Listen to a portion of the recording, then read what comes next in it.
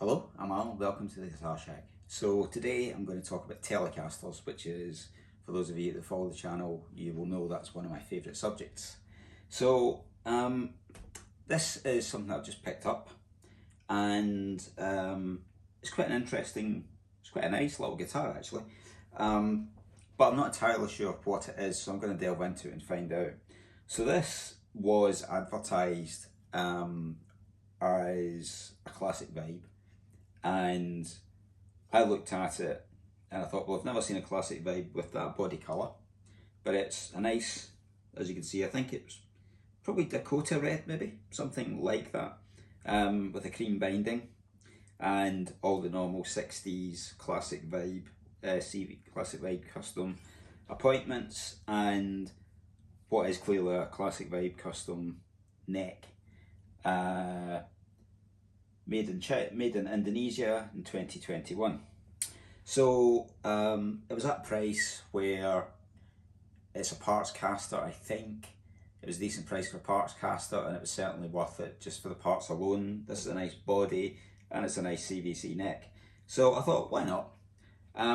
The other reason I bought it is, and it was a bit of an impulse buy, is that the night before I have bought another Telecaster 62 custom, but a Japanese one, and that's in teal, and that is a gorgeous guitar. That's really nice, and I thought, wouldn't it be quite fun just for the channel to get a CVC versus the Japanese one and do a bit of a comparison, and then also introduce into the comparison this one, which is my own parts caster 62 custom that I built during lockdown. So this one is all Fender, all Mexican. So it's a classic series neck, Fender bridge, Fender tuners, Fender electronics, although they've subsequently been replaced with a 5-way sort of custom loom, and based around a Squire Classic Vibe bound body, which is something that obviously you can't get as a player series or a classic series Mexican. So it's that kind of mid-level guitar, I guess, sort of somewhere between the CVC, lots of Fender parts on this one, and the Japanese 62 reissue. So I thought that'll be quite interesting. So I went to pick this up, and it is curious because I think everything on it is actually classic vibe, from the bridge to, just it looks classic vibe. It's decent quality. It's got an electro socket, but I'm pretty sure they didn't actually do this body as a classic vibe. So I'm sort of struggling with why somebody would fake a classic vibe. Or maybe it's just a fun parts caster that somebody built. Anyway, I'm going to get into it and see what's actually inside here. It does have the world's ugliest pick guard, which appears to be hand cut out of what looks like one of my dad's 1970s paisley pattern shirts. So let's get into it and see what we've got. But before we do that, the interesting bit for me is I saw this as an interesting guitar for not much money and worth more in parts than what I paid for it. And if it did turn out to be something nice, then fine. If this is an FSR, for example, then I stole it basically, or so I thought. Until I buy a lot of guitars online, and if they're expensive, I'll check them out properly. If they're not expensive, I won't really bother, because most of the ones that I buy do need a bit of work, so I price into what I pay for them, the fact that I'll fix any electronics, I'll do any fret work that's required, and all the rest of it. So I picked it up, all looked decent. It's got a bit of fret wear, but it's in good condition. Bit of buckle rash on the back, but not much. It's really nice. So I didn't think much about it until I got it home. So it's got so much fret wear on the second fret that you can't even play a D chord. So yeah, obviously I can fix that. I'll just do a fret dress on it. But I did think it was quite funny because there was me thinking, well, I'm getting a really good price from this guy, and it doesn't really matter what it is because you know, whatever it is, I'll use it in some way, and it's a nice little guitar. He's probably thinking, thank God I get rid of that and he didn't check, because I can't really imagine that anybody could be selling this and not realise that it's pretty much unplayable. And then just quietly forgot to mention that in any of the advertising. So slightly unethical, I might say, on his part. On the other hand, you know, I was looking at it as that's a potentially really good deal. So, you know, I think the object lesson is, if you're buying stuff online and then you go to pick up, do actually take the time to check it out. In this case, I didn't bother because it was just, you know, it didn't really matter. It doesn't matter because I can and will just do whatever fretwork it requires anyway as part of my preparation process. But I did think it was quite funny. So yeah, I buy a lot of guitars, but even I get caught out every now and then. So just to take a closer look at it, so it is definitely a classic vibe neck, 2021 Indonesian model.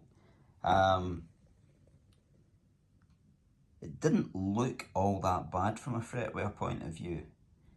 It might be a raised fret or something. I'll sort the fretwork out anyway, but it's not a problem. But it looks quite dark for a 2021 model, which I thought would have been Pau Ferro. So that's interesting. I don't know what that means, but it does appear to be, you know, I'm not an expert on classic vibes, but it does appear to be the correct kind of neck. The body I don't think is. One of the reasons is the colour, and I don't think this ever was actually a correct classic vibe colour. Comparing it to this body, which, although the rest of the guitar is Fender, the body is a genuine Squier classic vibe body. And just the contours on where the socket is, it's still a bit more rounded. This has got a slightly more pronounced flat across the body, which leads me to believe it's an aftermarket body, because it's not actually completely the same shape as the classic vibe. Although having said that, different years, built in different places, who knows. But we'll get inside and have a look. The pickguard is clearly not original. It's some kind of, I don't know, it's almost like a bathroom tile. It's not plastic the way normal ones are. It's much more dense than that. And it's got extra screws in it, and the screw placement seems a bit more centralised in the tip than a normal bog standard, I think, classic vibe pickguard that was on this body. So and you can see just in the way that it's been shaped and the way that some of the cutouts are, that this is somebody's project. So I think it's a parts caster that somebody's built really nicely. It's got good quality parts. The knobs, they feel substantial. The switch feels decent. And I'm pretty sure that is a CVC bridge, because I think that's the bridge that was on this one when I got it. So this one, when I bought it, was a parts caster, but it was built out of a classic vibe. It had Seymour Duncan pickups, and it had a maple Baja neck on it, which I never really liked and ended up selling, and I replaced it with, you know, this Pau Ferro Fender Classic Series neck, which was from, what does that say, 2020. So yeah, so that's 4-year-old neck. But that is Pau Ferro. So I don't know what this is. I mean, it looks darker, or it looks like it might be rosewood, but I'm not convinced that it is. So let's get into it and see. Okay, so here's close-ups. So what have we got? Compensated brass barrel saddles, so aftermarket I'd say. The bridge itself seems quite nicely finished. Probably too nicely finished to be actual Fender, but it could be Classic Vibe, so who knows what that one is. And then giveaway for me was the pickup wires are really tight, so that I had to actually undo the pickup to get in under the pickguard. So the pickguard itself is a work of art. I think that's going to be taking pride of place on my wall alongside the clear acrylic pickguard that I came across on another Telecaster I bought a while back, in terms of the best pickguards that I have acquired collection. So, okay, so the body is not routed, doesn't have a channel. I don't know whether Classic Vibes have. We'll put that one off and have a look. Pickup cloth wire. Interesting. Definitely not Classic Vibe then, because that's one of the, I think one of the distinguishing marks between the early Classic Vibe pickups, which were supposedly OEM versions of Tone Riders, was that the Tone Rider versions, which actually this one has got, Vintage Plus, really nice pickups, came with black and cream cloth wire, but it was just straight plastic on the actual production ones. So that's almost certainly not a Classic Vibe pickup. So it'll be interesting to see what it is. So let's get underneath all the rest of it and see what else we've got. But in terms of what I've discovered so far, I'm seeing some nice parts in good condition. So whatever this turns out to be, I think it's going to turn out to be a really nice little telly. Okay, so looking inside, we've got small diameter pots, but decently wired and cleanly moving and well lubricated. So the wiring is neat and it looks exactly like the original wiring in that one.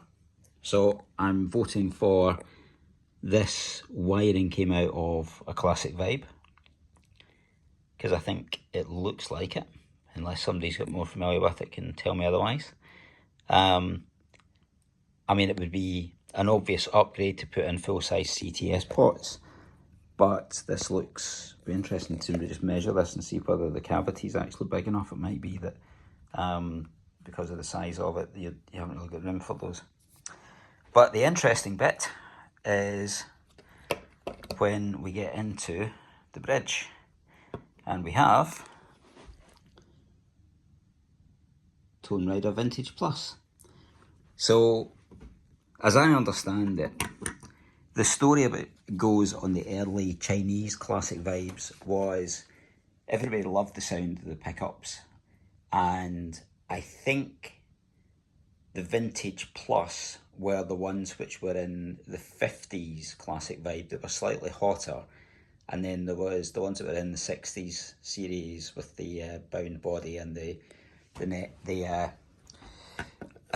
rosewood neck were a different one. I can't remember which one, but either way, these are really decent tele pickups, and they are aftermarket because the ones that went in the originals were not marked as Tone Riders. So this one is in pretty tight, but I'm assuming it's a matching pair. Certainly the wiring, the cloth wire suggests that. So again, I think it is parts caster. I think it's been really nicely built, and I think it's using some decent quality components. So that's the result. So for me, this is, unless somebody that knows more about Classic Vibes can come back and say, no, they did actually make this body, this is definitely a parts caster, and it's probably based around a Classic Vibe. I'm not sure what the story would be to end up with an aftermarket body on a Classic Vibe. It might just be more that they built it up out of parts, which is the kind of thing I would do. But it does goes to show that if that is the case, then that's why I tend not to sell the guitars that I've built from parts, because, you know, I know what it is. I would advertise it as what it is. But unless it actually has a genuine fender body and neck together, then I tend to hang on to them simply because I don't want somebody down the line thinking it is something that it's not, because not everybody would be as scrupulous about describing what they're selling. So, but having said that, you know, this is a nice little guitar, and I'm going to obviously have to do the fretwork on it, give it a full deep clean and my usual deep clean setup. I just need to decide what to do, because the more I look at this pick guard, the more I think it looks like a bowl of cornflakes floating in milk, and I cannot in good conscience inflict this on the world. So what have I got? From my parts bin, I have a mint green one. It's very lightly mint. Might be a bit, yeah, maybe, that's an option. I've got another one which looks probably exactly the same on camera, but is actually parchment, and it's more cream than green. That's probably the preferred choice. And then the other option I've got is black, which would be nice. Actually, they all will need a little bit of trimming to fit around that neck, so that's interesting, isn't it? Maybe that, I'll need to measure that when I take it off. So black would be nice, but on the other hand, I'm not sure whether it works so well with the yellow binding. So one for discussion in the comments. So I'm going to leave it there. So that's my next little project. I'll be giving it the full deep clean, fretwork, and then I'll be setting it all up. And then my next video, or a next video, will be a sort of blow-by-blow comparison of this one versus this one, to see whether there is really any sort of substantial difference between a parts caster built out of classic Vibe parts versus a parts caster built out of mostly Fender parts, and then comparing both of these with the very lovely genuine Japanese 62 custom, which isn't here right now, but I'll do a comparison video of the three and see, you know, what you get for basically 200 quid versus what you get for hopefully 1500 quid, and what you can get if you build one in between. So watch out for that one. If you've got any information or any comments about this red one, or things that I'm missing, which you think, you idiot, you call yourself a guitar guy and you don't know this, then please do tell me in the comments. So that's it. See you soon. Cheers.